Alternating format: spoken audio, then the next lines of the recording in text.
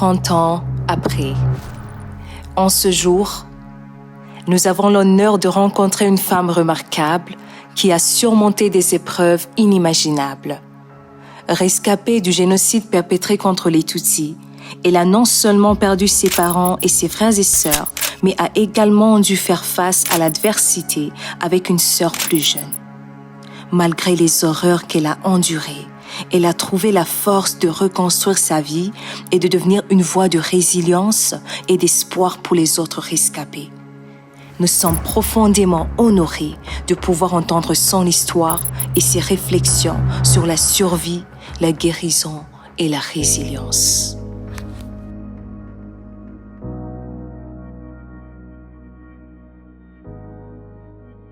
Bienvenue Karine. Merci. C'est tellement un honneur, c'est un plaisir de t'avoir finalement ici. Et je sais que c'est une conversation assez dure. Oui, mais je ne peux pas dire. On apprécie le courage, Merci. on apprécie l'amour de partager. Et surtout que c'est un sujet important. Oui. C'est vraiment important. Oui. Et donc, pour commencer, on aimerait savoir qui est Karine. Ok. Ramène-nous en arrière. Comment a-t-elle grandi? Parle-nous un peu de toi. D'accord. Bon, d'abord, bonjour. Et c'est un honneur aussi d'être là. Et c'est un honneur de partager aussi le sujet sur lequel on va parler. Je m'appelle Karine Ouingawiye. J'ai 44 ans. Non. Oui. 44 ans, où Oui, ça? J'ai 44 ans. Ok, tu manges quoi? C'est la grâce. J'ai Wow. 44 ans et je suis maman. Et je suis mariée. Et je suis née en 80, donc j'ai 44 ans, comme je viens de le dire. Et je suis née dans une famille de 5 enfants. Mon papa s'appelait Gakwaya, ma maman Domina. Et je suis née ici à Kigali. On habitait à Gatsata. Et je suis la troisième dans ma famille. Ok. Ouais. Je dirais que c'est ça, au fait. Mon identité, ma présentation de qui je suis. Ouais. Mais on était dans une famille vraiment très soudée et j'ai reçu beaucoup d'amour. Beaucoup d'amour. Et surtout, j'étais la fille à papa.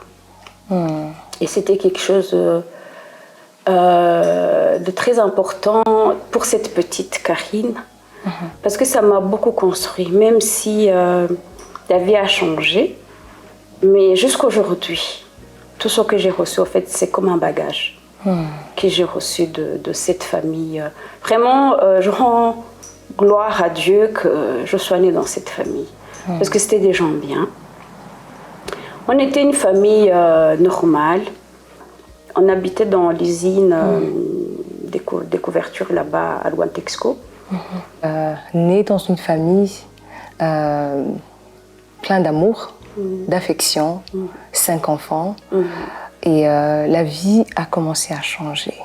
Donc, on est ici pour parler de ton histoire en tant que rescapée du génocide contre les Tutsis.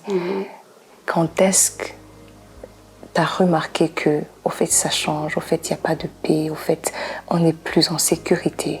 C'était quand exactement? Et puis maintenant, mercredi, c'est là que l'avion de Habyarimana a été abattu. C'était le 6 avril. C'était le 6 avril, la nuit. Mais moi, je n'ai pas su. Okay. J'ai passé une nuit bizarre parce qu'on entendait des explosions, des tirs. Et puis j'entendais des bruits dans la maison parce que les parents ne dormaient pas. Mais on avait l'habitude, hein, parfois ça se passait. Hein. Je ne me suis pas levée, mais en même temps, je n'ai pas dormi. Et puis le matin, mon père il a ouvert la porte, il m'a dit « Viens, je dois te parler ». Parce qu'il ne voulait pas me parler à côté de la fille qui travaillait chez nous. Il m'a amenée au salon, il m'a dit « Tu sais, ça ne va pas. Habyarimana est mort. » J'ai dit « Ok ». Il a dit « Tu sais ce qui va se passer. » J'ai dit oui. Tu vois, sans se parler, on savait. Wow. On savait ce qui allait se passer. Et puis après, tout le monde s'est réveillé. Et puis on a dit à tout le monde, on n'avait pas dit à ma petite soeur qui avait 7 ans. Mais ce qu'il y a, c'est que l'une de mes sœurs, Josiane, elle n'était pas là. J'avais une tante qui avait eu un enfant. Elle était restée là-bas. Elle avait dormi là-bas. Donc on était là à 4. Et puis on n'a pas dit à notre petite soeur qui avait 7 ans pour ne pas lui faire peur. Mais mes parents m'ont demandé à ce que je l'habille. Ce qu'on appelait Mugondo à l'époque. On avait l'habitude, hein, quand il y avait des tirs, chaque fois on mettait beaucoup d'habits, tu vois, on mettait des couches. Et puis au-dessus, tu devais mettre un jean. Voilà, ma maman m'a dit, arrange-toi, tu l'habilles, tu lui dis rien. Tu lui dis juste que c'est parce qu'on entend des tirs, mais tu lui dis pas ce qui s'est passé pour ne pas la faire peur. Et puis je me rappelle à un moment donné, j'ai croisé mon papa au salon, et puis il m'a dit, ma fille, peut-être tu vas survivre. Et là, c'était le 7. Entre-temps, on a dû quitter la maison parce qu'on a commencé à attendre nos voisins qui se faisaient tuer. On a commencé à avoir des nouvelles des gens qui étaient déjà morts. On a commencé à avoir de chez nous, on voyait nos voisins d'en haut en train de se faire tuer. Là, on a vu qu'on ne pouvait pas rester à la maison. Parce que ce que j'ai oublié de dire, c'est qu'avant le génocide, il y avait les histoires qu'on racontait des listes. On savait qu'on était sur la liste. Donc on ne pouvait pas rester comme ça. Il y avait un monsieur qui travaillait avec mon papa, un Belge, qui habitait tout près de chez nous, dans l'usine, comme nous, dans les maisons de l'usine. Et on est allé chez lui. Il était un blanc, il s'appelait Robert. On est tous allés chez lui pour rester là-bas. Il nous a laissé rester chez lui. Mais là, il s'est fait évacuer. On est resté seuls chez lui. Wow. Avec d'autres gens qui avaient fui aussi, qui étaient venus, des amis donc de l'usine, les amis de mes parents, qui étaient là aussi avec nous. On est resté chez Robert, mais lui, il est parti. Il est parti parce qu'il était belge, donc... Ouais. Ils sont venus les chercher, les évacuer. Mais quand même, il avait un grand cœur. Ce monsieur, j'essaie de le retrouver, mais je n'ai pas pu. Il nous a beaucoup aidés. Il s'est retourné. Il avait sa femme qui était là pour pas peu de temps, parce que le monsieur il était venu pour des problèmes qui étaient dans l'usine. Il était censé rester un peu de temps, mais il a dû rester plus longtemps. Donc sa famille, son fils et sa femme, ils étaient venus pour le voir un peu et retourner en Belgique. Et ça s'est passé quand ils étaient là.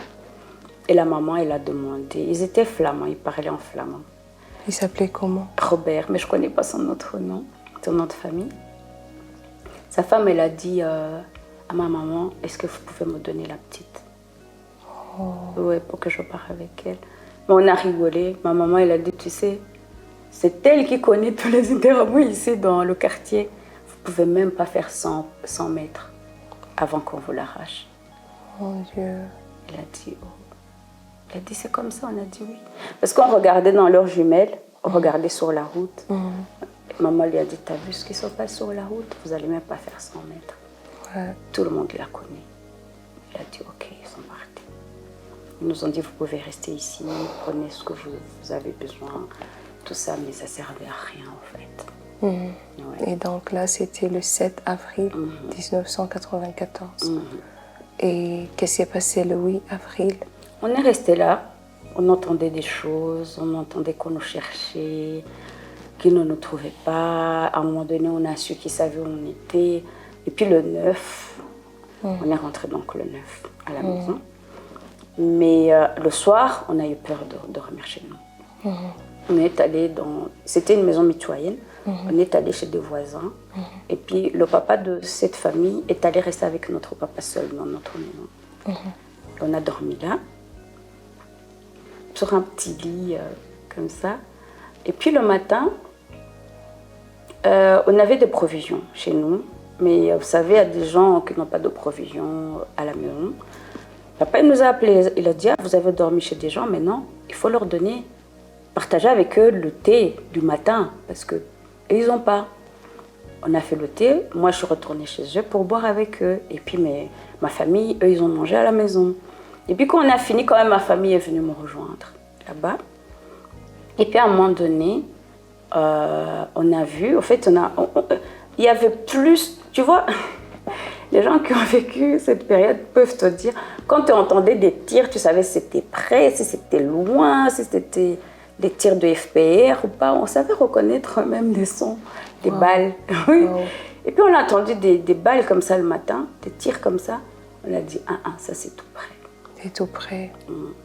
Et puis on était avec deux petits, des voisins, qui étaient venus quand même rester avec nous. Donc c'était moi, mes parents, ma maman, mes deux frères, ma petite soeur et les deux petits et mon oncle, le cousin de ma maman.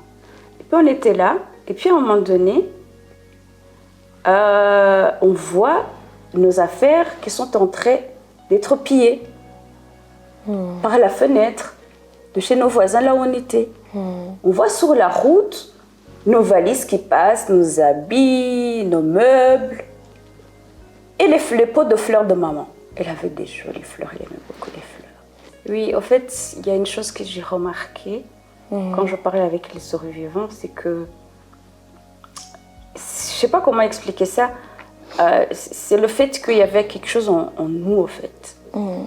Chaque fois que j'allais à côté de ma maman, elle me disait va vers tes frères. Quand j'allais vers mes frères, parce qu'on était, on regardait ce qui se passait à l'extérieur par les fenêtres. Et puis mes frères, ils étaient arrêtés dans des fenêtres différentes. Quand j'allais vers celui qui s'appelait Gilbert, il me disait non, va chez maman. Quand j'allais vers Olivier, il me disait non, bouge de là. Comme ça, bouge de là.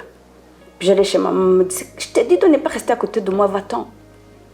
Et puis à un moment donné, il y a quelqu'un qui est rentré dans cette famille, il ne savait pas qu'on était là. Et puis il a dit à la maman de la famille, chez Salambouya, ils sont déjà morts. Chez Salambouya, c'était les parents des deux petits qui étaient avec nous. Et les deux petits nous ont regardés, on les a pris dans nos bras, parce que leurs parents, ils étaient déjà morts. Et puis, quand même on a vu les choses qui passaient, et quand on savait que notre papa était seul à la maison, pour nous, papa était mort aussi. Et là, j'ai pleuré. Et quand j'ai pleuré, ma mère m'a regardée et m'a dit, mais t'inquiète pas, mon enfant, tu vas le rejoindre dans quelques minutes. On va tous mourir. Oui, j'ai dit, maman, je ne vais pas mourir. Je me suis reprise comme ça. Mais après quelques minutes, on a entendu la voix de mon papa qui nous appelait. Il disait, maman Olivier, maman Olivier. On est sortis, il était avec un policier. C'était la sécurité de l'usine, en fait. Le gars qui faisait la sécurité. Il nous appelait, il a dit, je viens d'arriver. En fait, quand ils sont venus, je n'étais pas là. J'étais sortie pour aller à l'usine. Et ils ont saccagé la maison, revenez, comme ça on va ranger la maison.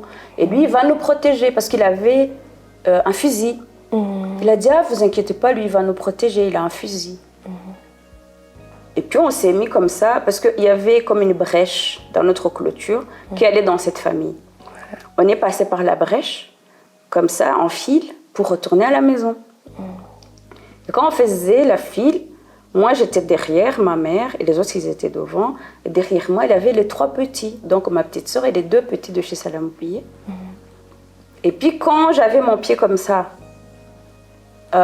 chez nous, et l'autre pied chez nos voisins, ma maman s'est retournée. Elle m'a dit, où tu vas? Je dis, mais papa, il a dit qu'on devait venir. Et mon nom, en fait, Wingabiye, c'est ma mère qui me l'a donné parce qu'elle voulait beaucoup me faire travailler. Une fille que Dieu me donne, tu vois, pour nettoyer, pour Kumutuma, tu vois. C'était ça qu'elle disait. Puis je lui dis, maman, Wingabiye, genre, lui la rappeler que voilà. Et puis elle dit, non, retourne là-bas. Va avec les petits. Elle a pris ma main. Elle m'a dit, Moula.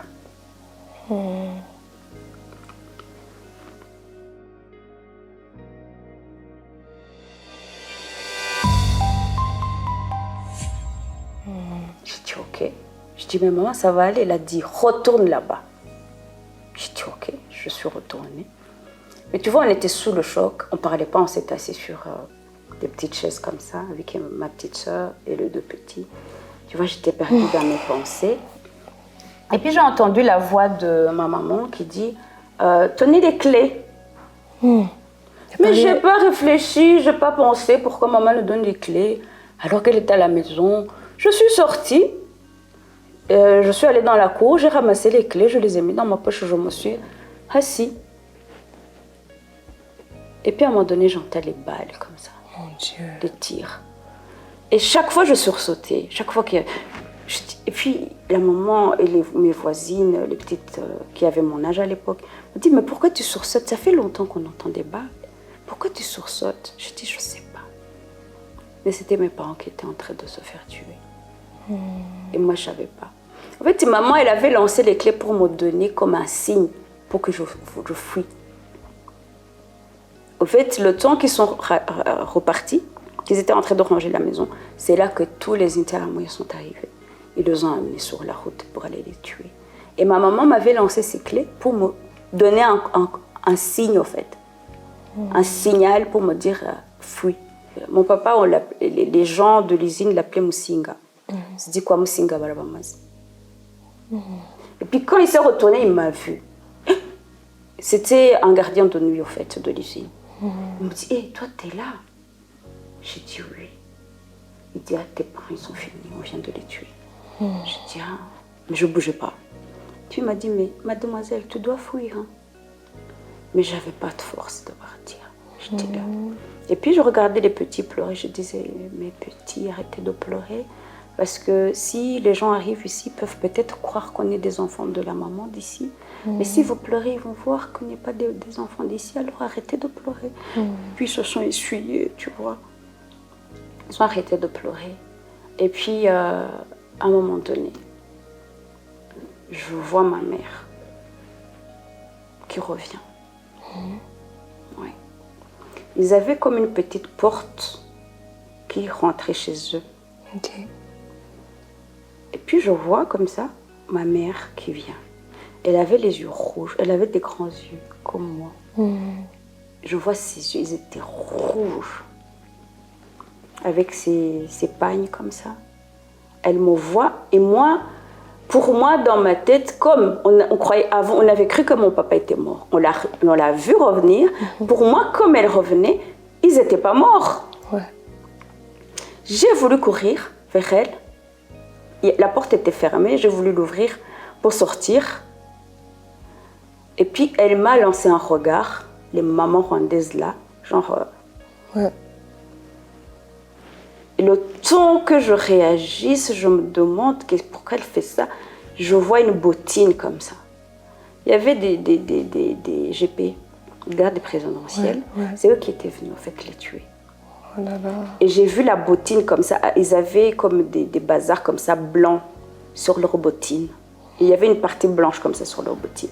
Et directement, je vois la bottine avec la partie blanche comme ça derrière elle. Et des fusils.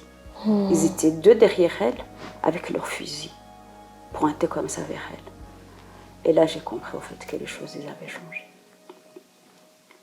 Oh. Et puis, elle me parle directement. Là, ce que je raconte, ça a l'air long, mais ça s'est passé en 2 secondes, tu vois. Elle me dit, Yewe Mngana, toi, l'enfant. Genre, elle ne me connaît pas. Quand elle m'a appelée comme ça, je savais que moi, ma vie venait de changer. Elle m'a dit, Yewe Mwana, mifunguzo wangi. Passe-moi les clés de chez moi. Et puis, j'ai commencé à les clés de chez elle. Ah, je me suis rappelé qu'elle avait lancé les clés. Franchement, cette histoire-là, je ne sais pas pourquoi ma mère elle est revenue. Parce que de toutes les façons, ils avaient cassé les portes de chez moi. Mais pour moi, je rends gloire à Dieu parce qu'elle était venue me dire au revoir.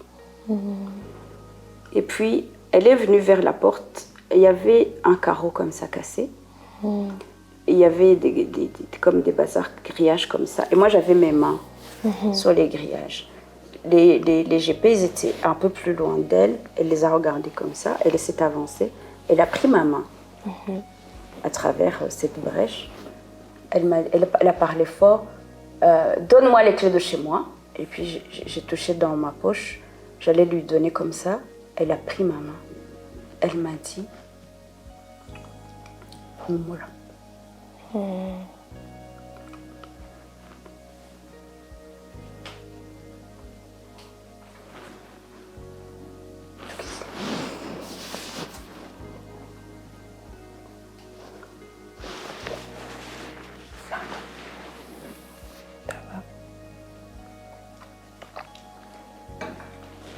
Elle m'a dit Humura. Izere Yesu.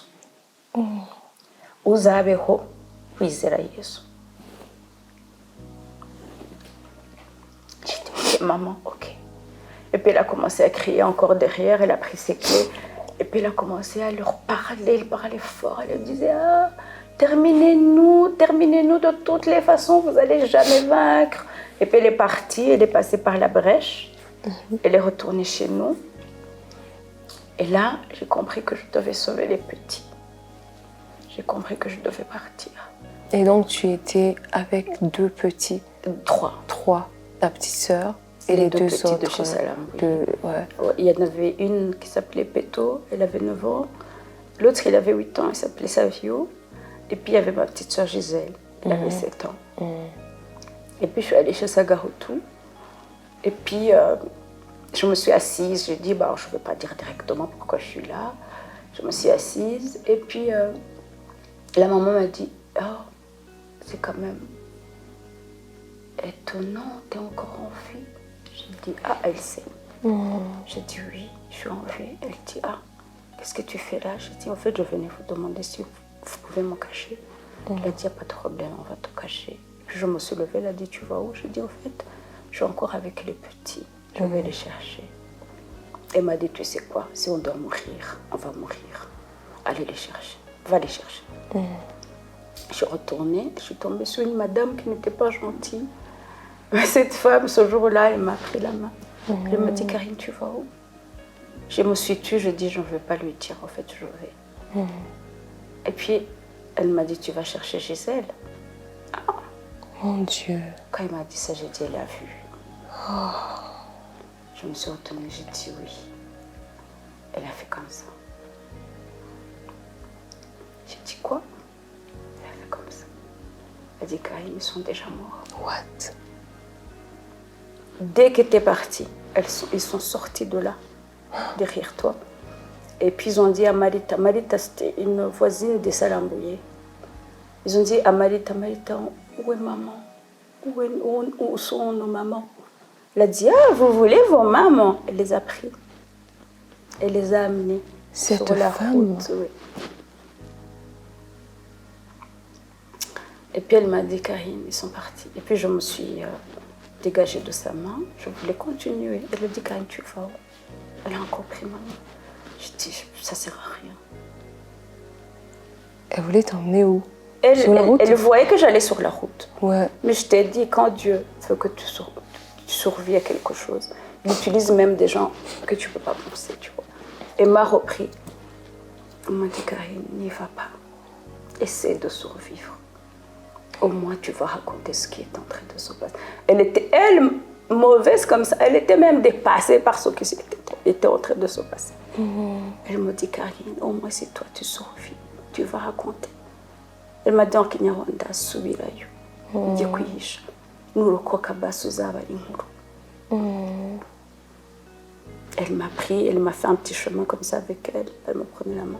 Je suis retournée chez Sagaoutou. Mon Dieu. Ouais, et puis ils m'ont dit, où sont les petits? J'ai pleuré. Mon Dieu. Puis j'avais même pas le temps de me remettre. J'ai vu une fille qui venait d'en haut, qui criait mon nom. Elle s'appelait Matoutou, elle était là. Karine, Karine, cache-toi, ils arrivent. Et là, j'ai couru, je savais pas où aller. Puis la maman m'a montré d'aller dans un champ qui était à côté, un champ de maïs. Je suis rentrée dedans. Dès que je suis rentrée dedans, ils étaient là. En fait, sur la route, on venait de tuer ma maman et les 3 petits. En fait, ce qui s'est passé quand je les ai laissés, la fille qui travaillait chez nous les a laissés aussi. Oh là là. Elle est retournée dans l'autre famille, là où on était avant. Ils se sont retrouvés seuls. Ils ont décidé, ils ont dit Karine nous a laissés. Maman nous a laissés. Nos mamans, on ne sait pas où ils sont. La fille, elle vient de partir. Partons. Mon Dieu. Et puis, la fille, là, m'a dit de se cacher. Je me suis cachée. Et là, ils sont arrivés. Ils savaient, au fait, ils allaient lui poser des questions. Vous l'avez vu passer? Oui, elle est passée par là. Et puis, ils arrivaient avec des sifflets, du boucan que tu ne peux pas imaginer. Ah, me dit, c'est moi qui cherche. Moi?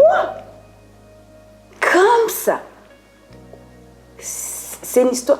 En fait, Et tu n'avais que 13 ans, 14 ans? j'avais 14 ans. 14 ans. Tu ne peux pas imaginer comment c'était. Mon Dieu. Et puis quand ils sont arrivés chez sa gauche, ils ont dit on sait qu'elle est ici. Vous. C'était des gens qui avaient fui d'Obiomba, la guerre d'Obiomba. Et puis on leur dit vous voyez pas Awaba Diéchégé. Et vous osez les aider maintenant. Allez, montre-nous où elle est. Les petits de cette famille, ils avaient beaucoup d'enfants comme ça petits. Ils m'avaient vu fuir. Eux, ils me regardaient comme ça. Là où j'étais cachée, ils me regardaient. Mon Dieu. Ouais, et puis je faisais comme ça pour qu'ils regardent à côté. Mais ils me regardaient. Mais tu sais, Dieu m'avait caché. Et ils étaient occupés à parler avec les grandes personnes qui étaient là. Et puis la maman qui disait comment vous pouvez oser me dire ça? C'est pas moi qui va les cacher, je ne l'ai pas vu. Ils ont dit on sait que c'est vous, on va revenir. Ils ont fouillé sa maison, j'entendais des bruits, mais je voyais tout aussi. Et puis ils sont partis, et moi je suis restée là. Dieu. Et puis la maman après, à un moment donné, j'en avais marre. Tu étais fatiguée, tu avais faim, donc tu avais passé toute une journée. En fait, tu as beaucoup de pensées comme ça qui passent par la tête. Et moi, dans ma tête, je me disais, mais ça sert à quoi de vivre Exactement. Sans mes parents? Ok, mes parents, mais sans... En fait, j'avais l'impression que toutes les personnes qui étaient chères à ma vie, ils étaient partis. Ouais. Puis je me disais, est-ce que je vais devenir une boyesse? Est-ce que je vais labourer les champs pour eux? Qu'est-ce que je vais faire après? Je ne pourrais même plus aller à l'école. Il y aura encore une école. Tu vois, j'avais beaucoup de pensées comme ça dans ma tête. À un moment donné, je me suis levée. Ouais, la question que je me pose, où est-ce que tu as pu tirer cette force? En fait, tu sais que... La force de vivre, parce que... Là, je n'avais pas encore la force de vivre. En fait, je pense que c'est un instinct de survie qui vient. Mais à ce moment-là, je n'avais pas encore décidé de vivre. Parce que je me suis levée, je suis partie. La femme, elle m'a vue, tu vois, elle était dans sa maison, elle voit quelqu'un comme ça, qui sort des champs. Je sors du champ de maïs, je vais dans le champ des patates douces, tu vois. Les patates douces sont bas. Hein. Ouais. Et puis elle voit quelqu'un qui commence comme ça à sautiller dans les champs. Elle vient vite, il pleuvait. Elle avait un sachet sur la tête, elle me dit, tu vas où? Je dis, non, c'est pas possible, je dois partir. Où est-ce qu'ils sont maintenant? Elle me dit, mais... Elle a vu au fait que je devenais folle. Elle a commencé à me calmer. Et puis à un moment donné, elle a eu une idée, elle m'a dit, mais tu sais, tu n'es pas seule. Parce que là, comme je t'ai dit, on se cachait. Avant, chez le Blanc, on était 22 personnes. Il y avait 2 familles et c'est moi et sa maman. Et puis elle me dit, mais tu sais, tu n'es pas seule. Il y a d'autres filles de chez Salambier qui sont cachées. On ne les a pas encore trouvées. J'étais contente. Je suis retournée me cacher. Elle m'a donné le sachet pour que je reste dans les champs. Et puis la nuit est tombée. Et puis elle est venue me dire, tu sais, tu as vu qu'ils sont en train de y revenir. Fouiller chez elle. Je ne peux pas te prendre. Tu dois dormir ici. Je dis, c'est pas grave. Et puis à un moment donné, quand même, elle est allée chez les voisins, demander... Prendre un peu, tu vois, la température pour voir comment les gens y réagissaient. Mais chaque fois qu'elle allait chez des gens qui étaient avant nos amis, qui étaient avec qui on vivait bien, chaque fois qu'elle allait chez eux, tu vois, elle amenait des conversations genre, kakanakadiye, tu vois. On disait, nitukabona we turagaca amaguru, nitukabona. Elle disait, ok. Puis elle passait d'une famille à une autre. Puis elle est arrivée chez une vieille femme. Elle a dit ça. Puis la femme, elle a commencé à pleurer. Mais comment ces gens nous ont aidés? Comment ils vivaient avec nous? Maintenant, c'est fini. Et tout. Elle a dit, si je pouvais trouver cette petite qui sont en train de dire qu'elle a disparu tout près d'ici, si au moins je pouvais la voir, moi, je vais mourir à sa place. Elle a dit, tu sais, je l'ai. Tu veux m'aider? Elle a dit, oui. Et je suis allée chez cette vieille. Ouais, elle est encore en vie. Oh. Ouais. Elle s'appelle Maman Malia. Oh. Ouais, je suis allée chez elle. Et à un moment donné, c'est une longue histoire. Parfois, je devais retourner dans des champs. Et parfois, je devais rester à l'intérieur. Parce qu'on venait la fouiller. Et Dieu m'a gardée. Même ils sont venus une fois dans sa maison, m'ont fouillé. Ils ne savaient pas que j'étais là. Ils étaient là pour chercher son fils. Mais moi, j'étais là. Donc, s'ils me voyaient, ils allaient me tuer. Mais je me suis cachée derrière un panier comme ça d'habits. Je les voyais parce que c'était dans le noir. Eux, ils revenaient de l'extérieur, ils ne voyaient pas bien. Mais moi, comme ça faisait longtemps que j'étais dans le noir, je les voyais. Ils ne m'ont pas vu. Et puis, ils prenaient leur machette, ils enfonçaient dans le panier. Alors que ma première idée, c'était de rentrer dans ce panier, de me mettre les habits sur la tête. Mais à un moment donné, j'ai dit non, je vais derrière le panier. J'ai mis les habits sur moi, mais je les voyais. Mais eux, quand ils ont commencé à fouiller, c'est eux-mêmes qui m'ont bien couverte au fait. Oh là là. Parce que moi, j'ai fait ça à la va-vite, tu vois. Ouais. Et puis, ils ont commencé à mettre les machettes comme ça dans le panier. Dieu. Et puis, passer comme ça des épées comme ça sous le lit. Parce que les gens, ils avaient l'habitude de se cacher sous le lit. Ils passaient leurs machettes, ils ne voyaient pas. Ils n'avaient même pas de torche ce jour-là. Mais ils ne me trouvaient pas. Dieu. Mais ils cherchaient l'autre, le fils, il s'appelait Désiré. Ils sont partis.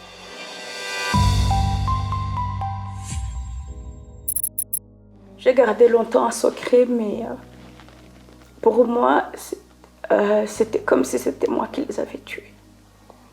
J'avais la responsabilité une fois que nos parents n'étaient plus là.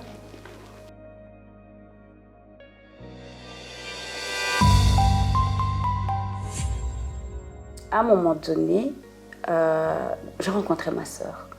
Oh là là. Celle qui était Chez ma tante. J'ai rencontré ma sœur. Et là, je ne pouvais plus mourir. Ouais. J'étais sa petite maman. Exactement. Ouais, et je devais veiller sur elle. J'aimerais savoir la vie après. La vie après. La vie après. Donc, tu as des souvenirs. Tu es né dans cette famille. Tu as grandi avec ses parents. Tu as grandi avec ses frères. Tu as grandi avec Gisèle. Et là, tu dois apprendre à nouveau à vivre sans eux. Et tu as tellement de souvenirs. Au fait, ce qu'il y a, après le génocide, comme je viens de le dire, tout le monde était blessé. Et ça, je parle de ma part, j'avais l'impression que tu devais garder ta douleur pour soi. Parce que tu te dis, au moins moi, j'ai ma sœur. Au moins moi, j'ai mon oncle. Au moins moi, j'ai pas de traces physiques. Tu entends des choses. Tu as ton histoire, mais c'est comme si tu n'as pas le droit de vivre ta propre histoire. Ouais. À chaque moment, tu comparais ta douleur avec la douleur des autres. Mais je me dis qu'il y a deux choses, en fait, qui font que tu ne pouvais pas vivre ton histoire. De un, c'était tellement difficile aussi de la revivre. Et de deux, c'était commun. Exactement. C'était pour tout le monde. Donc, au fait, on est passé au-dessus, on est retourné à l'école, on a mangé nos samoussas à 10h. Tu vois, tu parles pas. Mais ce qu'il y a, c'est que j'avais beaucoup de traumatisme. Mais on n'en parlait pas. Quand quelqu'un me parlait mal, j'ai su, là maintenant récemment, que je faisais des crises, comment on appelle ça? Des crises de quoi? D'angoisse. Oui, je manquais d'air, ouais, mais je ne savais pas ce que c'était. Et après, la vie continuait. Mais c'était comme si dans mon cœur, il n'y avait plus d'espace pour même des petites choses qui pouvaient me faire mal. Mais je ne savais pas ce que c'était. Et ce qui s'est passé, c'est qu'en 96, y a un ami de mes parents qui a parlé avec mon oncle, un ami européen, qui a parlé avec mon oncle, qui nous a donné la possibilité de partir en Europe, moi et ma sœur et notre cousine. Mais mon oncle donc a fait... En fait, mon oncle voyait qu'on n'était pas bien, qu'on n'allait pas bien. Pour eux, c'était peut-être mieux de nous faire quitter le Rwanda pour ne pas continuer à avoir tous ces souvenirs, en fait. Ouais. Et c'était une bonne chose. Et vraiment, c'est ce que je dis parfois, parmi les orphelins du génocide, on a été vraiment chanceux d'avoir cette possibilité de partir en 96. Parce que vraiment, c'était tout te rappeler, tout. Tu avais encore même des odeurs qui montent, même aujourd'hui. Hein, parfois, tu sens une petite odeur comme ça qui monte, ou bien des sensations comme ça qui montent en toi. Mais à ce moment-là, c'était difficile. Et voilà, donc vraiment, je dis merci à mon oncle et à sa famille, ils nous ont fait partir. En Belgique, donc... en 96. Là, tu avais 16 ans. J'avais 16 ans et ma sœur en avait 14. 14 ans. 16 ans, 14 ans, deux adolescentes en Belgique, traumatisées, qui ont perdu leurs parents. On ne savait pas qu'on était traumatisées. On pensait qu'on était des filles bien. Parce chez notre oncle, on avait une belle vie aussi. On allait à l'école, on n'avait pas de problème de minerval. Je dis ça parce que je voyais les autres orphelins qui n'avaient pas ça. On avait une belle vie. Donc, on ne pouvait pas se permettre de se plaindre.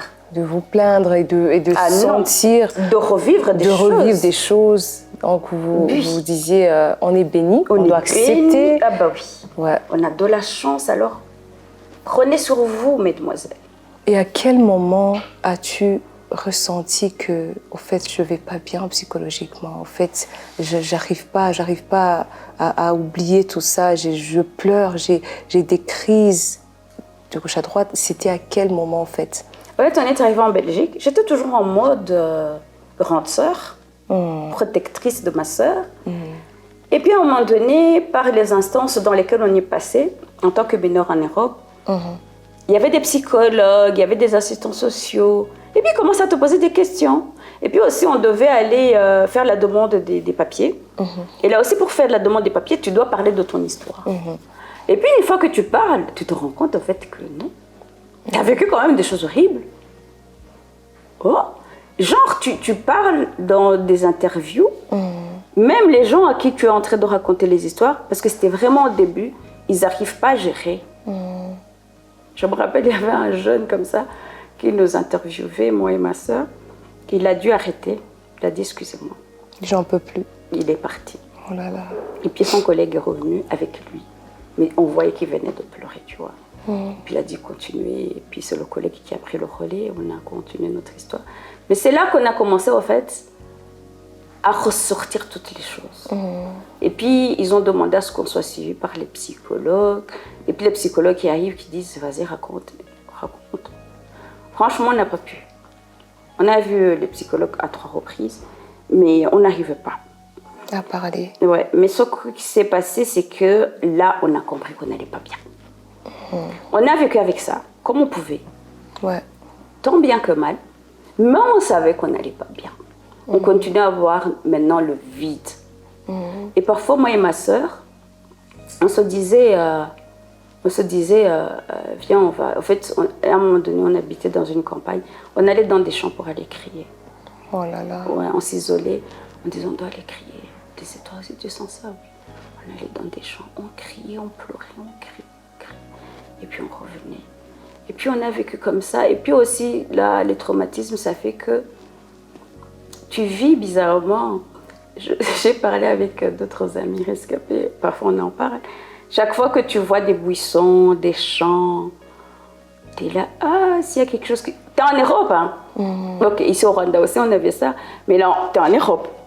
Mais quand tu vois un buisson, tu dis, ah, si Nélaramé, ils arrivent, je vais me cacher ici.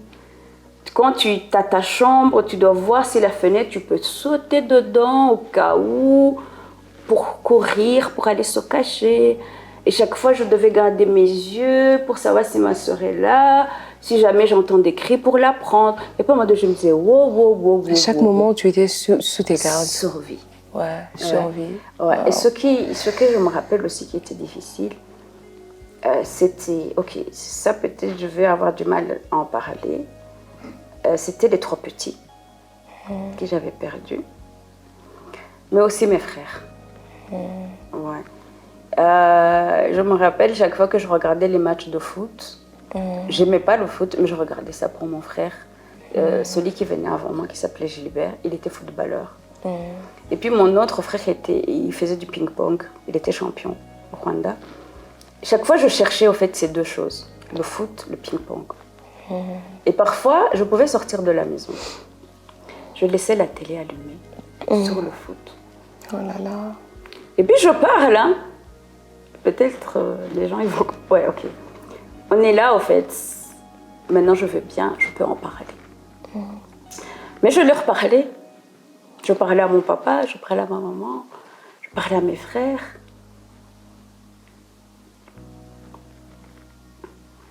Quand j'allais sortir, parfois je disais « Ah Gilbert, je te laisse le foot, tu peux regarder. » Voilà.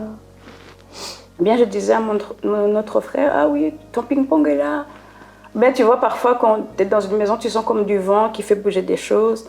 Je dis « Ah, vous êtes là. » Oh non. Ouais, vous m'aviez manqué. Oh. Bien, quand je buvais du thé, je pouvais laisser un peu pour maman. Oh. Et ce qui était vraiment difficile, c'était les 3 petits. J'ai gardé longtemps un secret, mais pour moi, c'était comme si c'était moi qui les avais tués.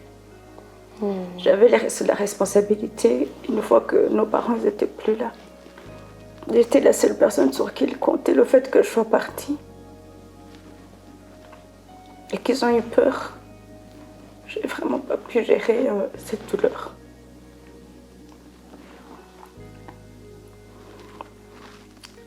Jusqu'en 2011. J'en parlais pas.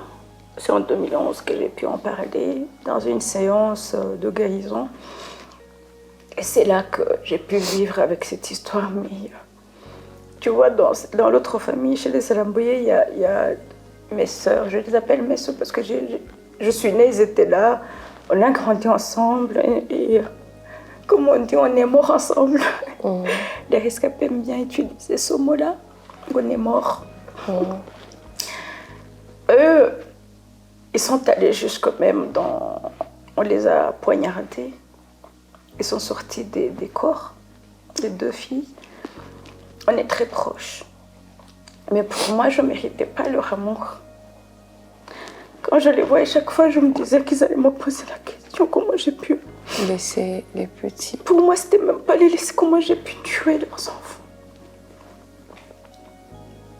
Mais non, ils étaient là avec leur cœur ouvert, avec plein d'amour. Tu vois, quand tu as vécu des traumatismes comme ça avec des gens, il y a un autre lien qui se crée entre les personnes avec qui on vit ça. Mais je ne méritais pas leur amour parce que je n'avais pas pu protéger sauver leurs enfants. Ouais. Et puis, on va peut-être en parler un peu après, mais quand j'ai eu un enfant, je ne pouvais même pas la laisser aller là où mes yeux ne peuvent pas la voir. Parce que pour moi, il y avait de un, que je n'étais pas assez responsable, et de deux, je ne pouvais plus perdre quelqu'un. C'était comme si je n'avais pas assez de sagesse pour s'occuper d'un enfant. Tu te culpabilisais en fait. À fond.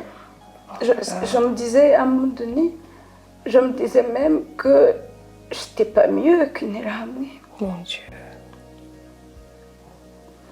Parfois, quand j'entendais, par exemple, dans des témoignages, des intervenants qui disaient « Ah, j'ai tué 100 personnes, j'ai fait ça ». Moi, dans ma tête, je disais « Ouais, j'ai tué 3 ». C'était comme ça, mais... Gloire à Dieu, j'ai pu passer au-dessus de ça. Et c'était en 2011 que j'ai pu parler de ça et faire un travail là-dessus. Mais survivre au génocide, de toutes les façons, t'as pas le choix, t'es là.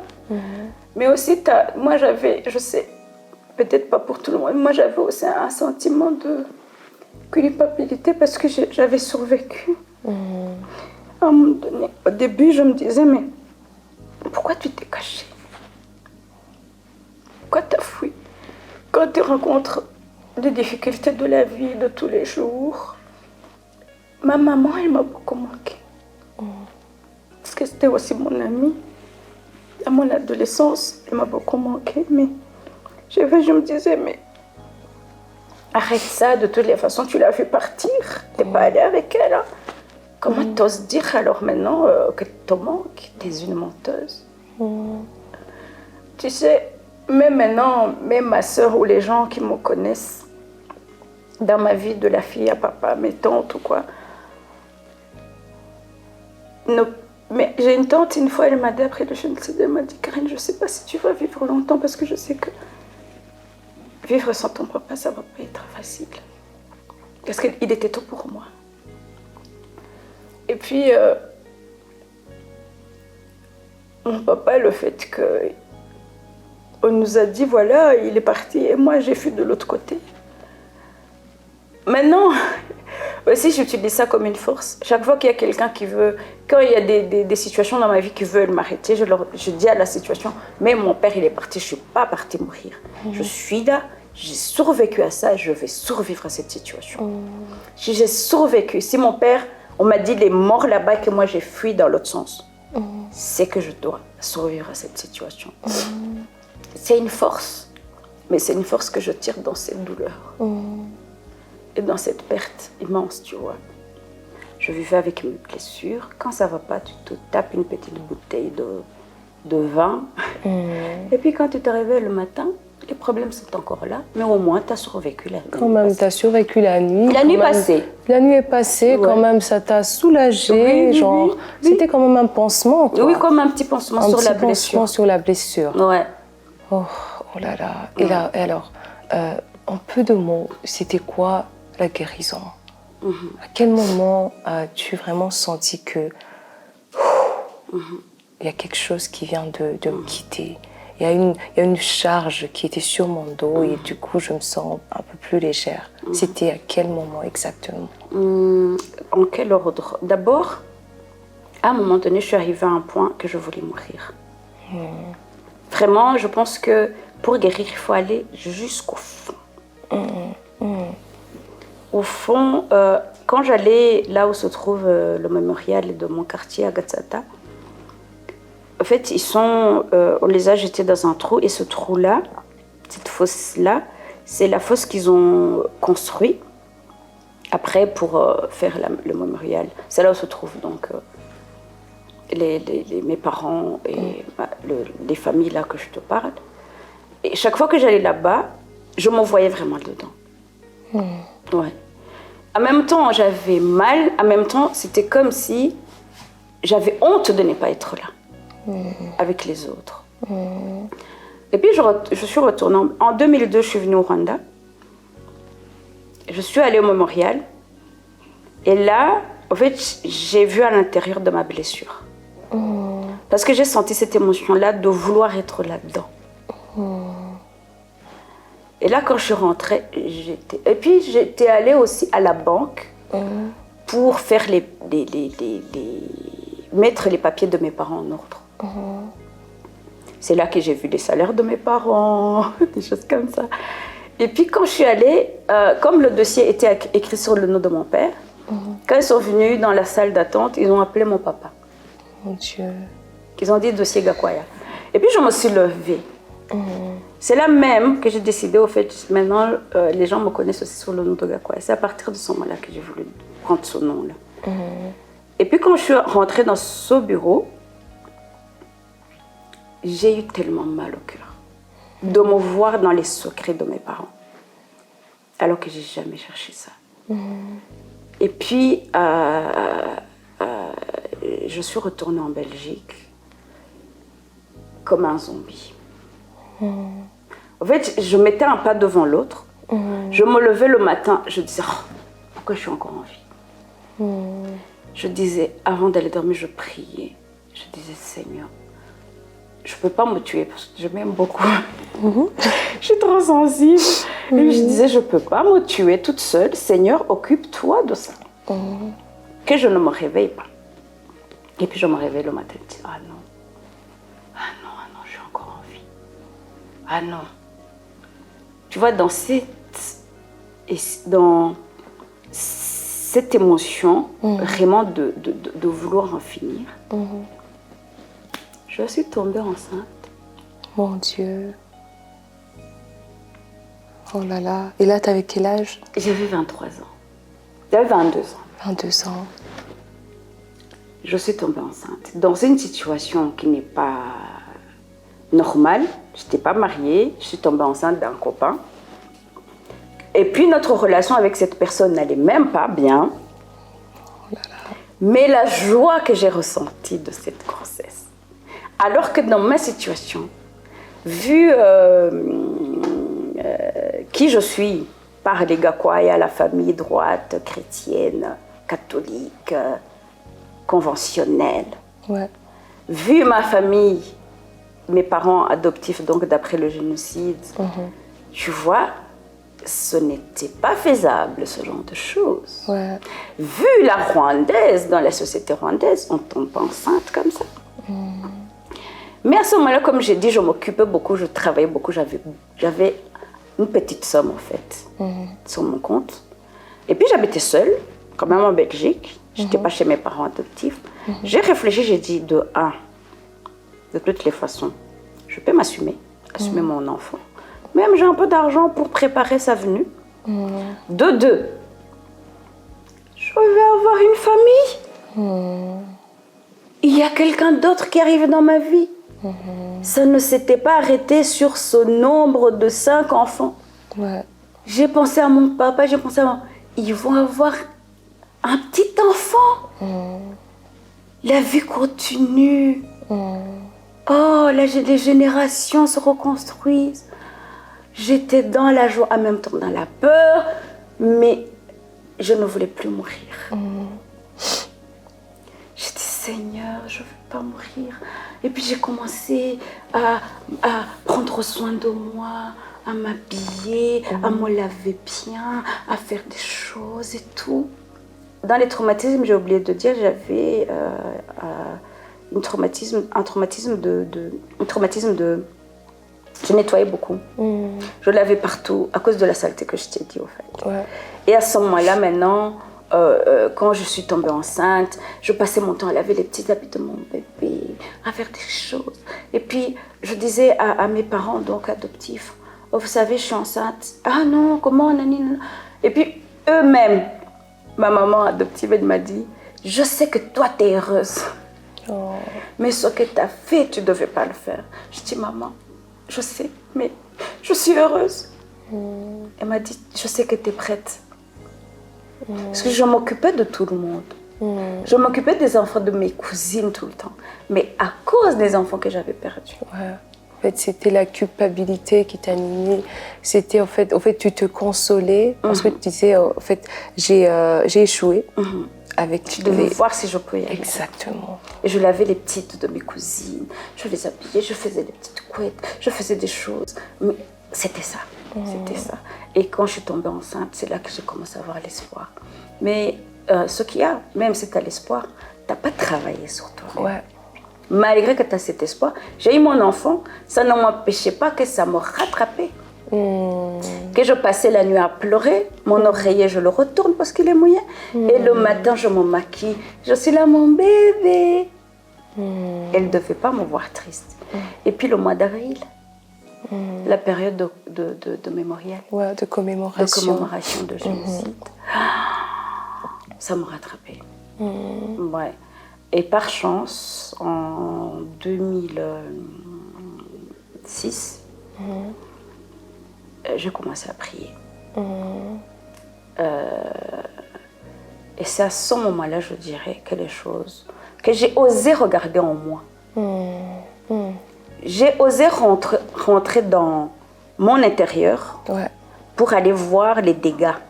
Qui se passaient dedans, en fait, c'est ta blessure, la profondeur de la blessure. Et moi, j'aimerais savoir, donc tu deviens maman. C'est vrai que tu es contente. Finalement, il y a quelqu'un qui vient de moi. Finalement, une famille qui s'élargit. Mais en même temps, qu'est-ce que ça t'a fait? Genre, le fait que tu avais un bébé, mais que ta mère n'était plus là. Quand j'étais enceinte, je suis tombée très malade. J'ai failli perdre cette grossesse. Et là, vraiment, ma mère m'a beaucoup manqué. Parce qu'il faut dire aussi, même si je dis que je m'occupais des enfants parce que j'avais les traumatismes, mais au fait, j'aime beaucoup les enfants, à la base. Mais je tiens ça de ma maman. Elle aimait bien s'occuper des femmes qui viennent d'accoucher, des enfants. Et puis, mes tantes, jusqu'à aujourd'hui, elles disent « Eh bien, on a dit quoi, il rigole ». Parce qu'en fait, notre maman nous gâtait trop. Apparemment, on était des enfants difficiles, des bébés difficiles. Parce qu'elle voulait tout le temps qu'on nous porte, qu'on nous mette au dos, tout ça.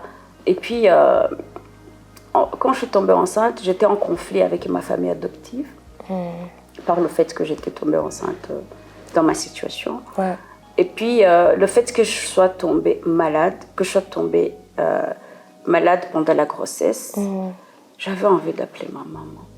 J'avais envie de lui parler. J'avais envie même de lui poser, est-ce que toi, ça s'est passé comme ça? Raconte-moi. Et puis, quand j'ai eu mon enfant, je me dis, chaque fois, je pensais, oh, elle allait la porter au dos. Et puis, elle ne mangeait pas. Elle avait du mal à manger. Et je savais que les gens amenaient leurs enfants à la maison quand ils avaient du mal à manger pour que ma maman leur donne à manger. Elle avait cette patience. Parce que nous 4 ne mangeaient pas quand on était petits. Elle avait cette patience de prendre l'assiette jusqu'à 16 heures, en train de te donner la petite cuillère. Tu cours, tu reviens, tu manges encore la petite cuillère. Et puis chaque fois, ça me faisait penser à ça. Et puis aussi, ça me faisait penser à mon papa, parce que mon papa, il s'occupait de nous. Il nous portait... c'est lui qui venait nous coucher le soir. Et puis j'imaginais ma petite fille avec mon papa. Et je remercie vraiment Dieu parce que une fois que j'ai eu mon enfant, ma famille adoptive, mon papa et ma maman, ils ont pris le relais. Ils aimaient beaucoup ma petite fille. Et mon oncle, il est mort aussi après. Maintenant, il est plus là, mais mon oncle s'occupait beaucoup d'elle. Et puis chaque fois, sans rien dire, je le regardais. Et je voyais mon papa. J'ai des photos d'elle en train de lui mettre des chaussures et de se promener dans le jardin avec elle. Et vraiment, en même temps, ma famille m'a manqué. Mais en même temps, je devais remercier Dieu parce que je voyais aussi les autres single moms. Comment ils souffrent. Moi, j'avais au moins ce travail, que je pouvais m'occuper de mon enfant. Et j'avais toute ma famille autour, mes tantines, tu vois, comme ils avaient perdu leur frère, donc mon papa. Tout le monde s'est rabattu sur mon enfant. Même nos amis qui avaient perdu leur famille, tout le monde s'est rabattu sur cet enfant. On lui a donné beaucoup d'amour, mais c'était bien, en même temps, ça me rappelait quand même ces souvenirs-là. Et puis, comme je t'ai dit, je suis passée par cette période où je me culpabilisais par rapport à ces 3 petits. Malheureusement, le fait d'avoir eu un enfant sans avoir fait le travail sur moi-même, j'ai donné des traumatismes à mon enfant. Parce qu'elle ne pouvait pas aller dormir chez des gens. Elle ne pouvait pas être là où je ne la vois pas. Je l'ai tout fait. Je l'ai tout fait vraiment. On en parle maintenant, comme elle est grande, elle va avoir 21 ans. On en parle, mais je sais que je l'ai beaucoup étouffée. Mais elle sait que ce n'était pas de ma faute. Maintenant, on fait un travail sur nous-mêmes, que ce soit elle ou moi, pour quand même guérir aussi de cette période que je l'ai étouffée, quoi. Waouh. Et c'est vraiment... J'ai chaud au cœur. J'ai chaud au cœur, donc c'est émouvant.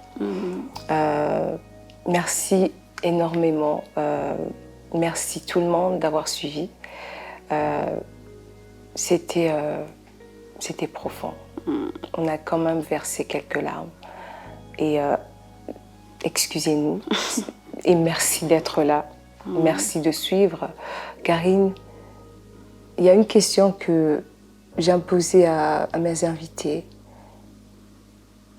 si c'était le monde entier, que c'était comme un podium et que la parole t'est accordée, tu as un message qui va être écouté par le monde entier, ça serait quel message?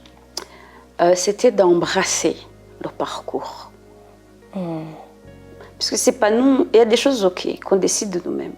Mais il y a d'autres choses qui tombent sur nous sans qu'on le veuille. Mais c'est d'embrasser ce parcours, d'accepter de vivre ces choses et de savoir qu'on ne va pas mourir par ça. Que tôt ou tard, le soleil se lève. Et on passe par ces choses pour aider les autres. Une fois qu'on sera bien, parce que tu ne peux pas donner ce que tu n'as pas. Mais si tu prends le temps de guérir, tu peux donner la guérison.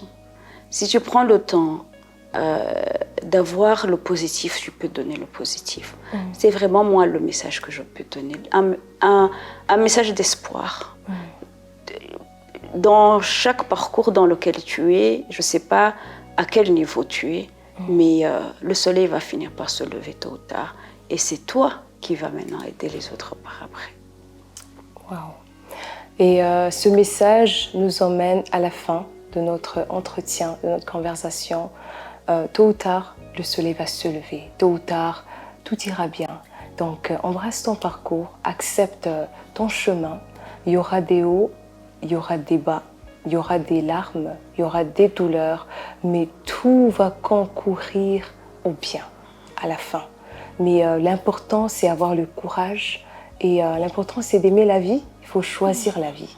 Et ici, c'est Karine. Elle a perdu ses parents, elle a perdu ses frères, elle a perdu sa petite sœur, mais elle a choisi de vivre. Elle est en train de transmettre cette lumière, cette vie, cette joie à beaucoup plusieurs. Alors, je t'encourage à faire la même chose et je te dis à très bientôt. Merci de nous suivre. Que Dieu bénisse tout le monde. Merci beaucoup, Karine. Quand même, c'était pas genre... Merci. Merci à toi.